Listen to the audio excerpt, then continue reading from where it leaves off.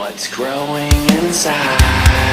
Well, we are alive, keeping our flesh, keeping our blood. The secrets behind is beginning to flood. Keeping our flesh, keeping our blood. The secrets behind is beginning to flood. But not enough. You won't shed any tears. See by my side, 'cause the devil is here.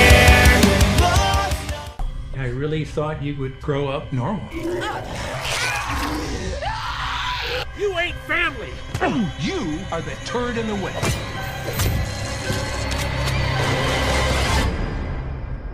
Your mom really died giving birth to you?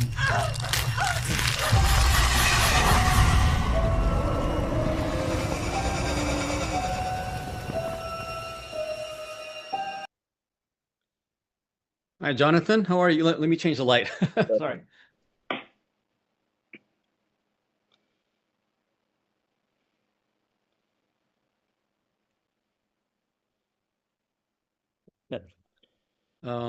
And my background here. Let's see. Yeah. This is not the right background.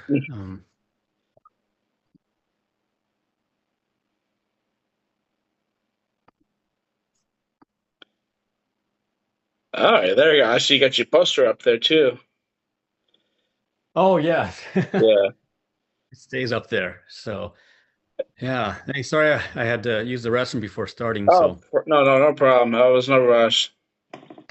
am I bright enough right now? Yeah, Or you're good. You're good. I can clearly okay. see. First of all, thank you for taking the time. And this is so cool. You're the first person I get to interview, so that's an Okay. honor. Yeah. Also, congrats on your film, man. It's such a good movie. And Oh, glad you like it. oh no, of course, yeah, no, I really enjoyed it. I've been looking forward to this when I first heard Mhm. about it. I got to hear about it at CreepyCon when you guys were promoting it with the little condoms you guys were handing out. I Yeah. still have mine actually. Yeah. So When did you watch it? I actually, well, okay, I ended up buying it as soon as it went on digital. As soon as you guys released on digital, I got to Oh, watch it. Yeah, right away. Okay. yeah. Okay. And I watched it a few more times before this interview. And so, first of all, what made you want to make this film in the first place? Well, are we recording now or no? Yeah, we're Or you just, recording. Yeah, yeah, oh, we are recording. Okay. yeah. Sorry, I should Yeah. have led with that. Like I said, it's the Oh, first sorry.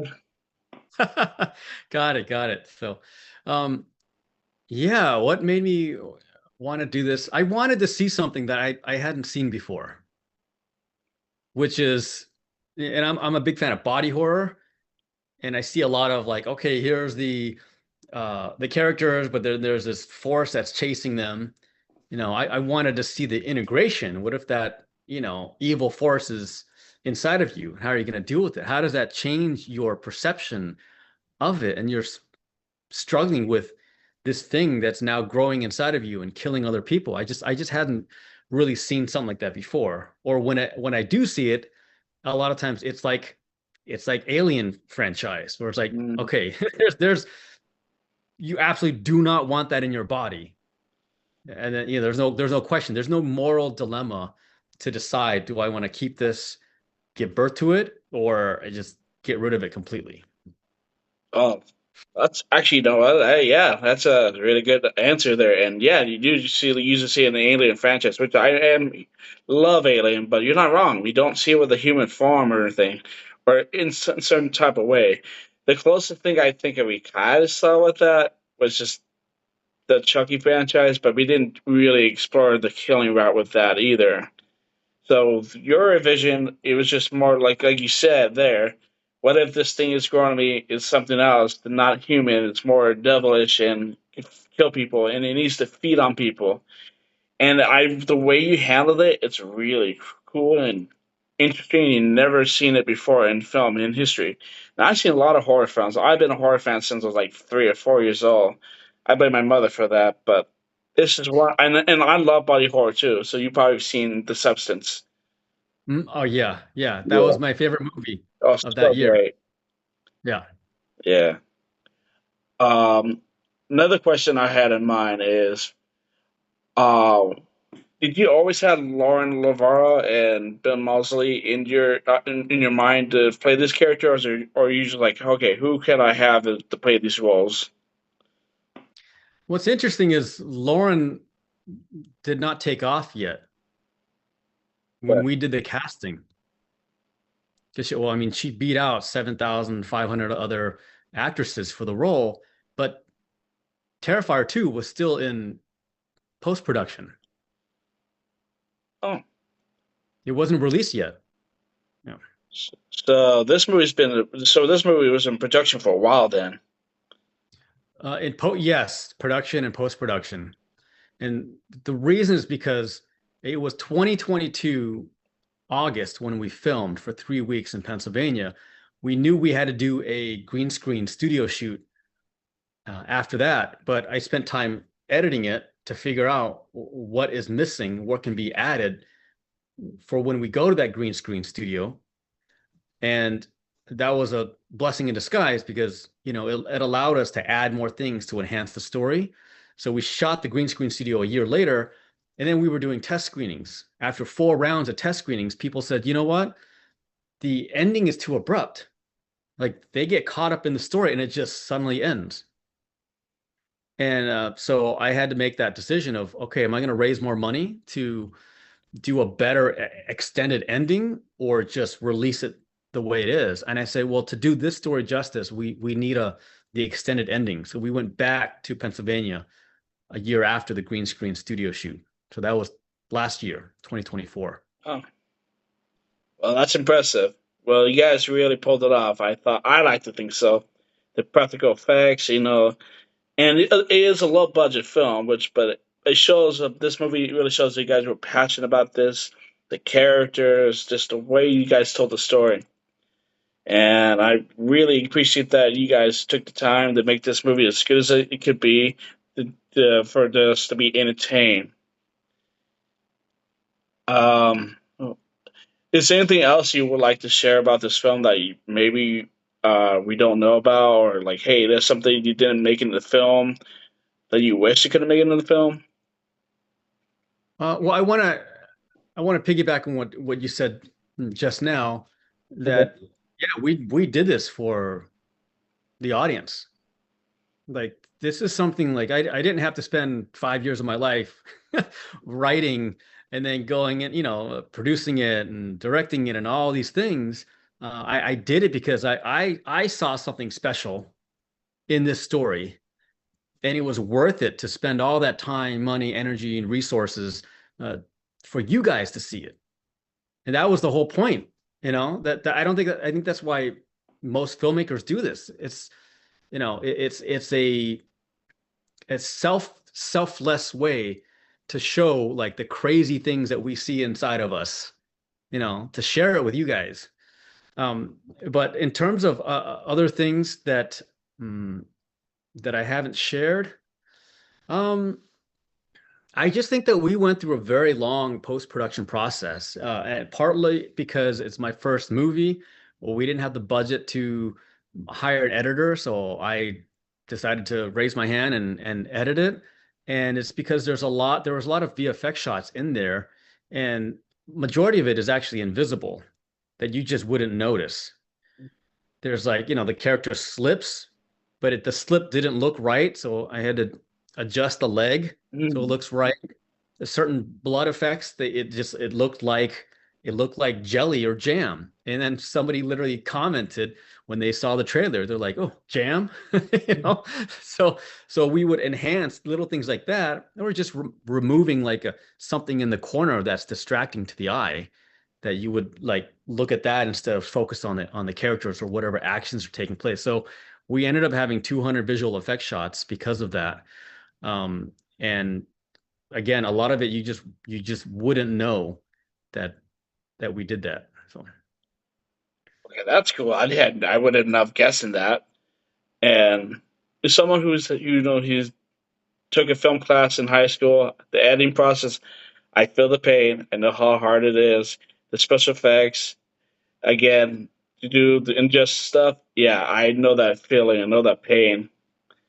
Ugh, God, I'm just looking back at it. Just, I'm not the best. I want to say I'm the best editor or best special effects artist, but yeah, I got to learn a lot about that stuff, so I know exactly what you feel there, which is cool. And again, I think you really pulled it off here because I wouldn't have. I'm guessing that, and I again, just the movie looks really good, and it's done with passion. Oh, thank you. Appreciate it. Um, so so I have to ask you, what was it like to work with such a legend in horror with Bill Moseley? You know, who I personally met, who is a wonderful person. Yeah, I mean, so Bill Moseley, uh he definitely operates at the professional level.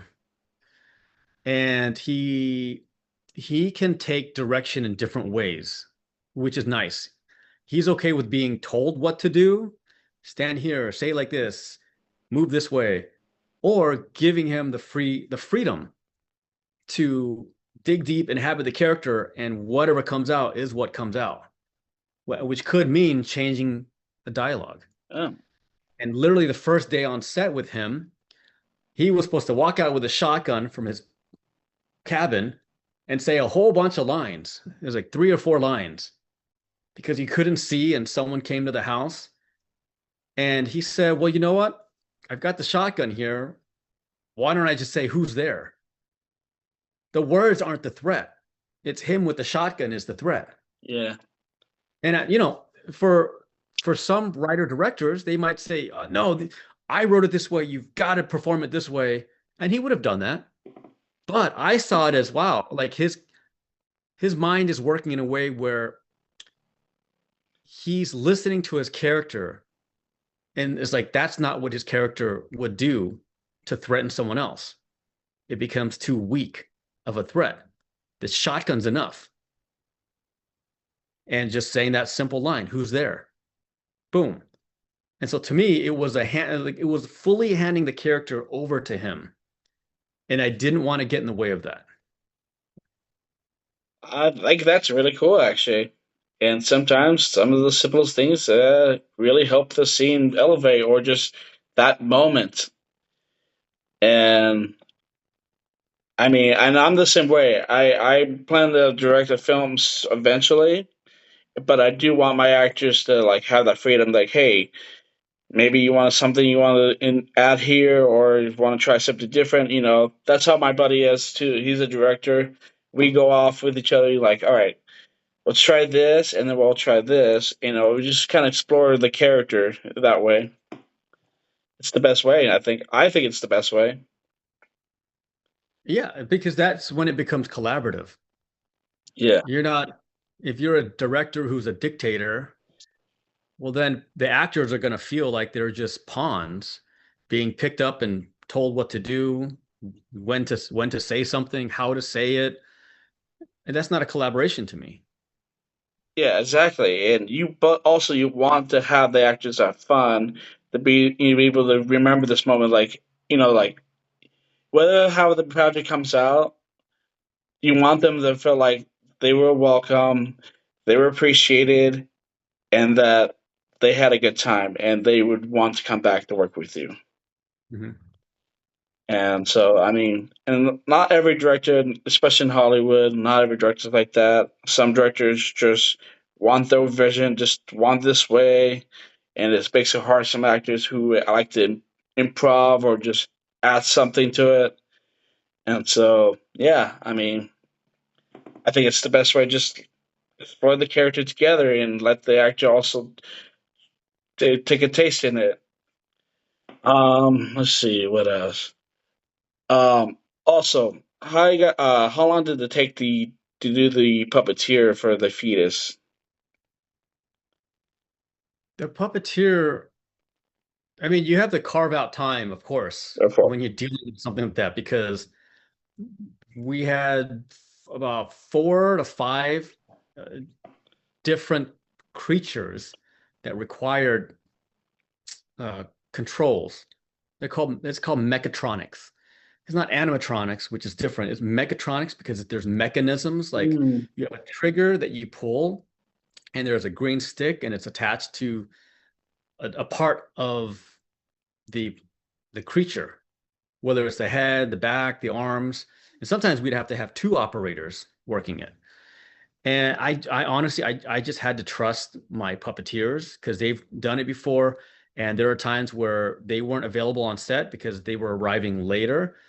So myself and someone else did the puppeteering, and it doesn't look as good. Yeah. It ended up in the film, Yeah. but it's just that there's a smoothness to when they handle it, that I wanted to at first direct them to, okay, go faster with this thing, and but if they would have, it would have looked more jerky and unnatural. And so I don't remember like how long it took, but we would have to set aside, I think, a little bit more than what a normal shot would be, because things could happen. Where one time there was the arm of the creature, it went like this, and so Mm. it was supposed to crawl, and it wasn't able to crawl. So we had to take 20 minutes out, and they have to fix and pull the string and to make it go back, Mm. attach it, glue it, whatever it was, and then we were back to shooting. So Oh, well, that's cool. And that, yeah, I would not be good at puppeteering or that, that kind of stuff. I am not good with that. I do have a hand puppet, but that's nothing compared to what you guys had to go through. But also, how did you guys pull that off? That one scene where when Laura's character is like knocked out, passed out. You get Bill Mosley's character pushed by the tree, and the fetus just comes out and just wraps around the guy's head and just kills him. Like, how you guys pull that off? and that's going to be in our documentary. I'm going to make sure to include that. Oh, cool! You're So doing the documentary. we're doing a documentary. Yeah, we've already recorded 16 interviews, and it's going to go on to the special features, special edition DVD that we'll have sometime next year. Okay, Our cool. first DVD will be, we're shooting for a Christmas release just for the regular DVD, but special edition DVD will be later on with all the bells and whistles, the special features and Yeah. videos. But in terms of that shot in particular, that's a combination that is not CGI. It's not a visual effect. It is practical, but it's a blend of practical on set and green screen studio. Yeah. So we pulled the fetus creature tight. I had the makeup artist standing and holding the end of it, the head, and then here's the umbilical cord, and I'm on the opposite end. And then we count 1, 2, 3, and she would release it, and I would yank it, so it would just, and then we would reverse the footage, so it goes whoosh. So, and then blend it in, take out the green, blend it into the live set shot that we did in the forest. That's really cool. Yeah. Yeah. Okay, that's really cool. I think that's neat, and it looked really good in the film. That's why I'm like, okay, I was say that was like one of the main questions that's been popping in my head, like how did they pull that off? I didn't think about the reverse shot. I didn't think about that. It reminds me back in high school how I did the reverse shot or did like a little project for just like aliens. We didn't look like aliens. We didn't have the makeup. But what it looked like, if we had the power as an alien to jump from the ground to this tall wall. But reality, it was me jumping off the wall to the ground, which I ended up injuring my leg. So when we reversed the Mm. shot, it looked really cool. But in Mm. reality, I was in pain. I was like, God damn, that's hurt. I have a bad knee, so. Oh. But yeah, that's what I get for trying to show off in soccer. And I actually used to do my own stunts in my film projects, so I know the feel of rolling down the stairs without having a stunt double or getting punched in the face. It's a whole process. But yeah, what was your your favorite scene from the whole film in general? What's funny is it's a scene that almost got cut. Ooh, And there's no practical effects. There's none. nothing fancy that we did. It is Bill Moseley singing as he's rolling the wheelbarrow with Chris inside. Yeah. Uh, There's just something about it that to have someone who's, like a psychopath, but he can be jovial, he can be singing. All right, so there's other dimensions as opposed to when you've seen psychopaths on in movies and they're always just so serious and they're one way and that's it. But Yeah. he's kind of like, hey, I got my prey here and I'm just gonna, you know, express myself however I want to right now. So It's a good moment. It is. It's a great moment. And Bill is great in the film. I mean, he never disappoints with his performance. I mean, he goes for it. That's a great moment actually. That's probably one of the top three best moments in the film for sure. well, what are your favorite moments then? I'll ask you. You know what? I love my favorite moment is just Lord versus the devil.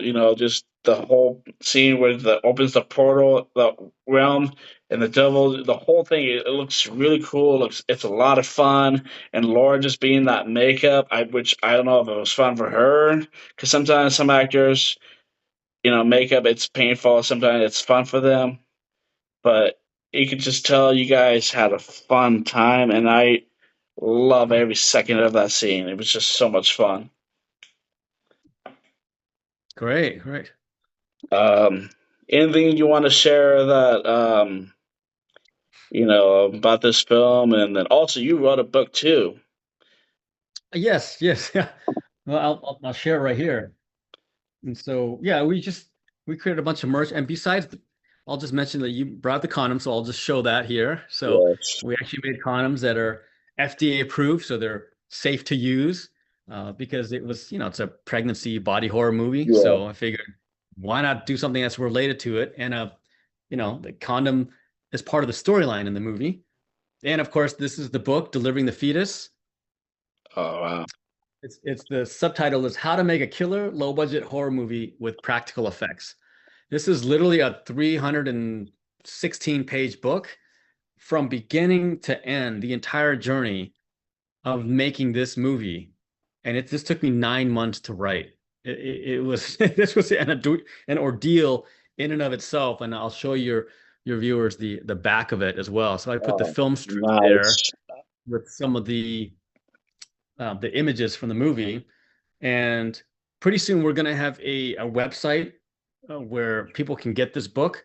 It's here at deliveringthefetusbook.com. Okay. And if anyone scan the QR code, they can scan it as well, Of and course. they'll go right to it. So it's not live yet, but it will be pretty much in a few days. All So right. Well, yeah. I was gonna say I'll have to hop on that to get that book. So for sure. Yeah, and it's something I wanted to commemorate because this is my first feature film, and it was just I'm also an educator besides a filmmaker, so Mhm. I felt it was important to share, and so fans would understand what it really takes. The passion, the grit, the perseverance, the late nights, the endless revisions, whether it's the editing or the visual effects or testing the film with screenings or making the merchandise and going to conventions and marketing the film, like all of it. It's there's a lot that goes into this, and I just wanted to peel back the curtain to show people. Oh yeah, and you guys did a great job with the marketing, by the way, because it really caught my attention how you guys marketed around the convention. Again, I Mm. was not expecting to see a fake barely pregnant woman handing out condoms. Hey, have protection, and then realize it's a promotion for a movie that I didn't hear about till that moment. And seeing the names, I'm like, I don't know what this movie about, but knowing there's two actors in this movie, I gotta see it. And of course, when I learned more to him, like about the film, I was like, okay, now I definitely have to see it because this is something up my alley. I love body horror, like you do. Again, Substance is one of my favorite films, and I love this film. Again, it's definitely worth a watch. I even try to tell my followers to go see this, watch this film, support it. they would not be disappointed. It's a bonkers film, but in a great way. So yeah, Great. Thank you, Jonathan. no, Appreciate it. no problem, man. I love supporting low budget horror films. Especially people when it doesn't get enough attention and it deserves the attention. I am always there to support it. So Thank you. Thank you. Appreciate it. So um, and another thing I gotta ask your actors and the many people who read the script, audition. When they read the script, did you have anybody who just read this? It's like, what am I reading? Or this is just a weird idea. Who would have wanted to see this? um I don't know. A lot of the actors wanted to be a part of it. Um I think because of the writing and how unique it was. And even years later, I still have actors saying, "Hey, Joe, I auditioned for the role of Chris or the role of Alessa in your movie. I'm looking forward to seeing it." Or they see it and they're like, "Oh, I loved it. This and that." So um, that's that's nice to hear. But yeah, people definitely thought that it was unique and they wanted to be a part of it.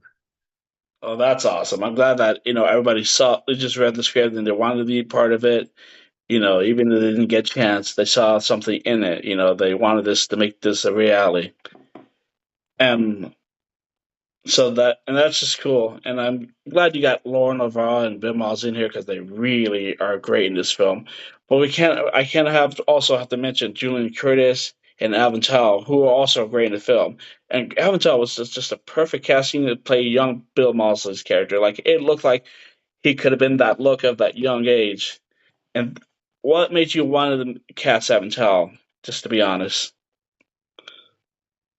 I'd never cast a younger version of an actor before in any of my dozen short films that I directed. So this was the first. And there was maybe 10 actors that I looked that could be considered to play his younger version. But I said, I'm just not so sure. I said, let me ask Bill. So I sent it to him and he handpicked Evan Tao and said, well, that looks most like the younger version of how I used to look, or that person. Yeah. So, and then of course, I still asked Evan to submit an audition tape just to make sure. He did a great job, and I said, okay, you're on. And I told Evan, like, look, you're handpicked by Bill Moseley. Okay. He had a hand in it because that's part of my collaborative process. I don't want to just, even with clothing, I don't want to just tell the actors, like, here's your wardrobe, or here's the other actor that you're going to be playing with. Or, I actually asked them, like, I asked Lauren, I said, who do you want out of these three to be your boyfriend in the movie? So, and that's just kind of my process. And when they're trying even the clothes, I want to know from them what feels right for you to wear for your character, as opposed to just like, this is it, give it to them. And then they're like, this doesn't feel right. That's going to affect their performance, or if they don't have a hand in choosing who they're going to be performing with relationship wise, then it could affect the performance, because they might be like, I would never be with this person. Like, I'm not attracted to this person, or the way, just their vibe or whatever it is. Right. So, That's really cool. I think that's really cool. And I'll tell you this: people will see this interview, they're gonna think, "Oh, I want to work with that director. He sounds like a fun director, especially he allows freedom and also really wants to know what the actors feel, what they see, and how they see the character and who they want their character to look." That's awesome. You don't hear that often with a lot of the directors. So that's just cool that you do that, and I think a lot of people are gonna appreciate that for sure. And again, great casting of Kevin Tell there. And the fact that he got picked by Bill Mosley, that is so cool. I think anyone would be so honored to be handpicked by him. Again, I'm not an actor, but if I was an actor and I got handpicked by him, oh man, I would be in so much joy right there. But I'm not an actor. I'm a terrible actor, but I'm good behind the camera for sure. mhm. But yeah, besides that, I can't think of anything else to ask you about. But is there anything else you want to share before we end it here? I'll just say, and this is something a little different, which is we actually, for any of your fans, your followers who saw the movie early on, we actually uploaded a better version. So if your fans watched it from September 7th to October 7th, we didn't have the correct version of the film. And the ending, the second half of the movie was too bright, and it exposed a lot of the practical effects work. It's like a magician, but you're seeing some of the strings. And so the correct version was uploaded. So October 7th onward on all the platforms, which is Apple TV, Fandango, mm, Google Play, Amazon. And so it's a much better version, and it's darker, it's moodier, it's just it has a different feel to it. It just sucks you into the story a lot more. So if anyone who's seen it, in the first month and they didn't quite like it, I say give it a shot again, because the lighting is the correct version after October 7th. So yeah. Okay, cool. Yeah. All right. That's a great thing to share with, and hopefully they'll give it a second chance if they had that problem. Besides that, oh, and before we head off, since we're talking about horror in general, what's your favorite horror movie so far this year? So far this year, I mean, I just saw Frankenstein Oh, I want to see that. in the theater, and Guillermo del Toro, boy, he knows how to make something epic and at the same time like heartfelt. It's like big scale, but he knows exactly where to lead you to feel for the characters. He has such a great way of blending those two together. It felt like it reminded me of Lord of the Rings, which is so grand in scope, but you've got the heart there, Yes.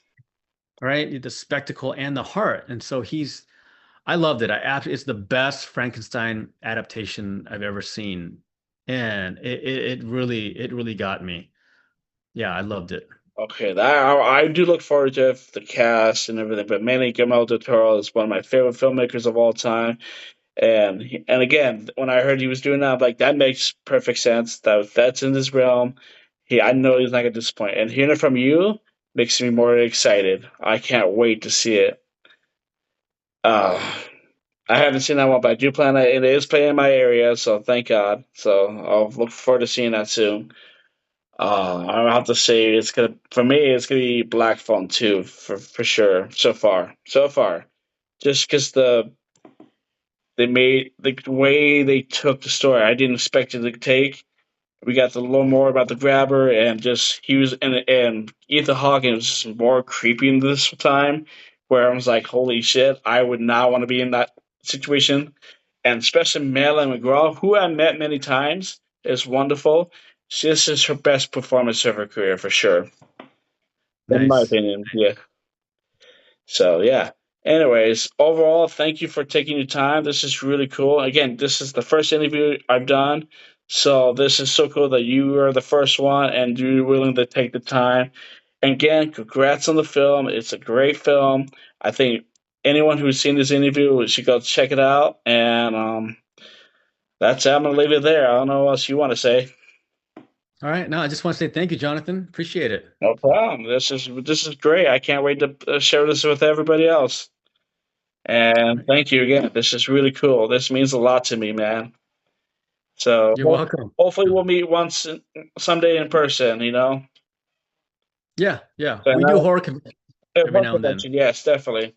I'll be at Yeah. CreepyCon in January, so Hmm. besides that, I should be at more soon. So, anyways, thank you again. This was great, and I hope you have a great day. And everyone else, go see the film now, please. All right. Thanks. You have a wonderful day. Okay. Stranger, the house, the secret she hides and runs for the nose. Terrorist like